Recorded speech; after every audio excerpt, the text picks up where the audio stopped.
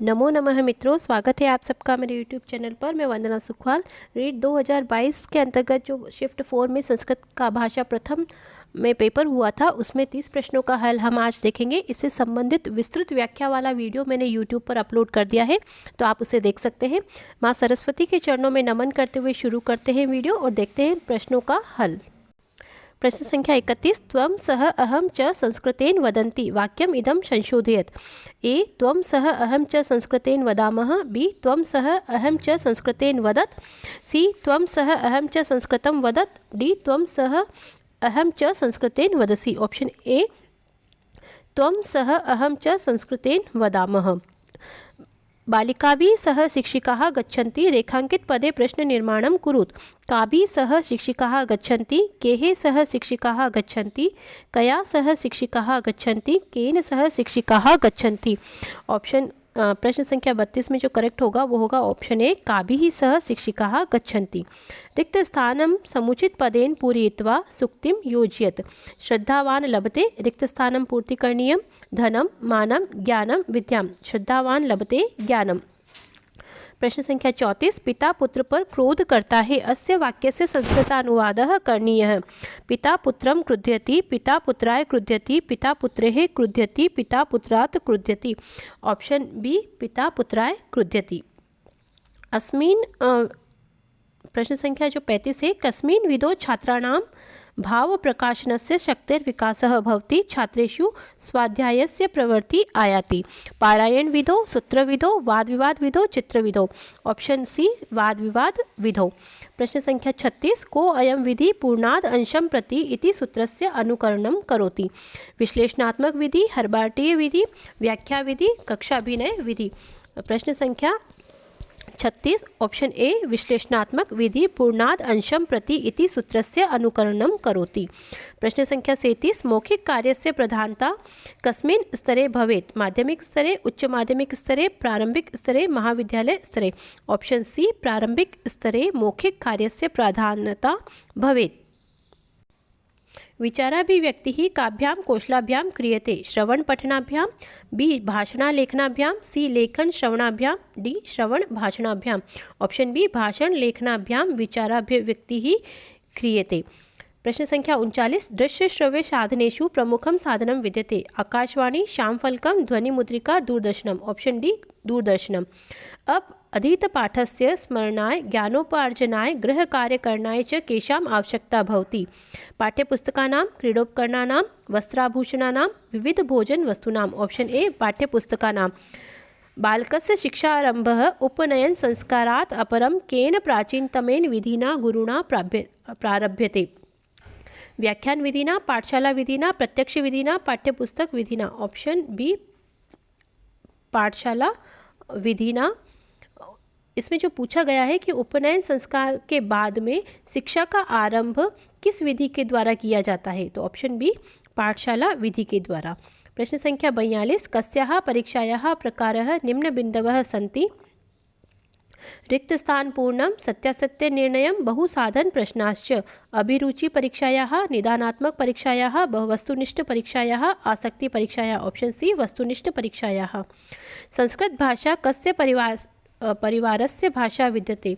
तिब्बतवर्मी, द्राविड़, पाश्चात्य या भारोपीय परिवारस्य। ऑप्शन डी भारोपीय परिवारस्य भाषा अस्ति संस्कृत भाषा। प्रश्न संख्या 44। निम्नलिखित परीक्षासु मौखिक परीक्षा नास्ति। शलाका परीक्षा, संवाद परीक्षा, साक्षात्कार, निबंधात्मक परीक्षा। निबंधात्मक परीक्षा लिखित परीक्षा अस्ति। अधोलिखितं गद्यांशम् आधारीकृत्य निम्नलिखिताः प्रश्नाः समाधेयाः। प्रश्न संख्या 45 से 49 तक। वैज्ञानिकाः अन्तरिक्षे प्रयोगशाला स्थापयित्वा मङ्गलादिग्रहाणां यात्रार्थं प्रयत्नशीलाः सन्ति। यद्यपि विज्ञानेन मानवजाते महान् उपकारः सञ्जातः, तथापि वैज्ञानिकैः विश्वकल्याणाय प्रयत्नः कर्तव्यः। अणुशास्त्रे त्रिभुवनं रक्षितव्यम्। इदं स्मरणीयं यत् मानवसंहारात् भेतव्यम्। विश्वस्य देशे विश्वशान्तेः पाठः पठितव्यः। सर्वदा सत्यं वच वक्तव्यं तथा सदाचरणं कर्तव्यं। प्रश्न संख्या 45। मानवजाते इत्यत्र का विभक्ति। सप्तमी, तृतीया, षष्ठी, चतुर्थी। ऑप्शन सी मानवजाते षष्ठी विभक्ति। त्रिभुवनम इत्यत्र समासः अस्ति द्विगु द्वंद्व बहुव्रीहि अव्ययीभावश्च। यहाँ पर जो समास हो जाएगा ऑप्शन ए द्विगु समास। प्रश्न संख्या 46। प्रश्न संख्या 47 संजातः इत्यत्र कः प्रत्यय क्षत्रि त शानच तवतु।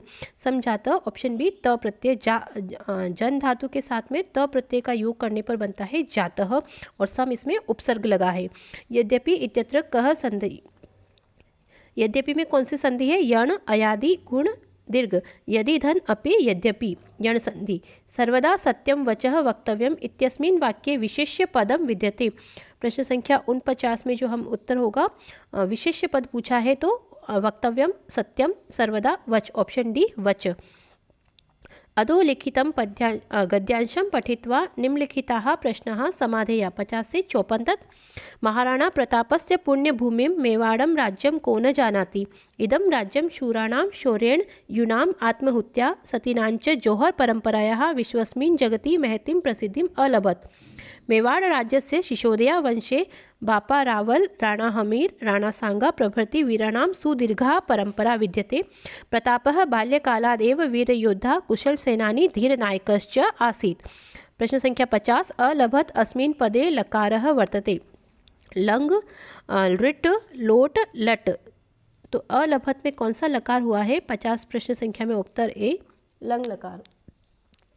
प्रश्न संख्या 51 यूनाम आत्महत्या रेखांकित पदे वचनम अस्ति। एक वचनम द्विवचनम सर्ववचनम बहुवचनम। Option C बहुवचनम। वीराणां सुदीर्घा परंपरा विद्यते इत्यस्मिन् वाक्ये विशेष्य पदम अस्ति। वीराणां सुदीर्घा विद्यते परंपरा। विशेष्य ऑप्शन डी परंपरा अस्ति। प्रश्न संख्या 53 पुण्यभूमिम इत्यत्र कः समासः द्वंद्व द्विगु कर्मधारय अव्ययीभावश्च। प्रश्न संख्या 53 सी कर्मधारय समासः पुण्यभूमिम। बाल्यकालादेव इत्यत्र संधि विच्छेदः करणीय। बाल्यकालादे एव बाल्यकालात् धन एव बाल्यकाल धन आदेव बाल्यकालाधन अदेव। ऑप्शन बी बाल्यकालात् धन एव जशब्द संधि।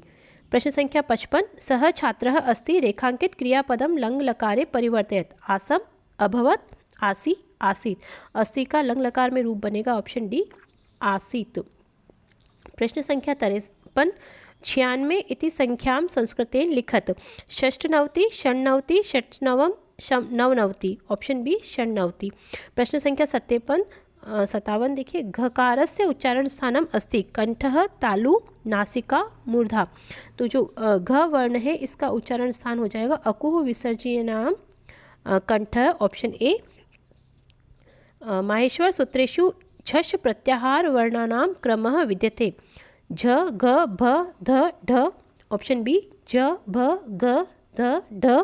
ऑप्शन सी झ भ ग ढ ध और ऑप्शन डी ज घ भ ढ ध। अगर आपको माहेश्वर सूत्र याद है तो आप इसे आसानी से कर पाएंगे, नहीं तो देखिए केवल वर्णों को आगे पीछे करके लिखा हुआ है तो आपको क्रमानुसार याद करना है। तो यहाँ पर जो ऑप्शन होगा सी यहाँ पर करेक्ट आंसर हो जाएगा प्रश्न संख्या 58 में।